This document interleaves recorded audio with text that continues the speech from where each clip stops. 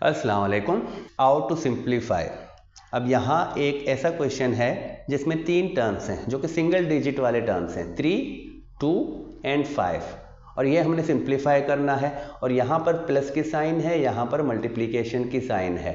अब ये इसको सिंप्लीफाई कैसे करते हैं, तो याद रखें कभी भी हम अपनी मर्जी से नहीं कर सकते, हमें मैथ के रूल्स को अप्लाई करना होता है। तो जब 2 या 2 से ज़्यादा साइन होंगे तो हमने बोर्ड मास वाले रूल को अप्लाई करना है। तो बोर्ड मास वाला रूल बेसिक रूल्स है मैथमेटिक्स का, लेकिन अभी यहाँ पर जो ये सिंपल बेसिक ऑपरेशंस हैं प्लस और मल्टीप्लिकेशन के, तो यहाँ तक हम सिर्फ डीमास वाला रूल ही रहन में रखें। तो डीमास का मतलब कि पहले डिवीजन, फिर मल्टीप्लिकेशन, फिर एडिशन, फिर सब्ट्रैक्शन। तो जब भी इन चारों ऑपरेशंस में से आपको मिलेंगे तो सबसे पहले आपने डिवीजन को सॉल्व करना है। अब यहाँ इसमें देखें तो कोई डिवीजन वाला साइन नहीं है, तो डिवीजन के बाद मल्टीप्लिकेशन की साइन आती है। तो यहाँ पर हम पहले मल्टीप्लिकेशन वाली साइन को सॉल्व करेंगे जो कि यहाँ पर है। तो और मल्टीप्लिकेशन किसके दरमियान होगी, तो इन दोनों के दरमियान होगी। तो पहले हम इन दोनों का मल्टीप्लाई करेंगे, जो 3 है उसको जैसे है वैसे रखेंगे, और इन दोनों का मल्टीप्लाई करने से हमें क्या मिलेगा, प्लस का 10।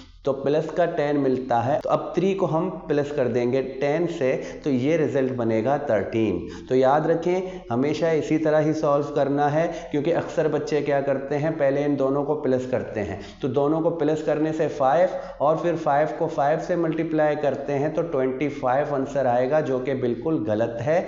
तो हमने बोर्ड मास रूल को फॉलो करना है, और हमने पहले क्या करना है, मल्टीप्लिकेशन को सॉल्व करना है, उसके बाद एडिशन को सॉल्व करना है। अगर डिवीजन होगा तो इन दोनों से पहले डिवीजन सॉल्व करेंगे, फिर मल्टीप्लिकेशन, फिर एडिशन, फिर लास्ट में जो है वो सब्ट्रैक्शन हम सॉल्व करते हैं।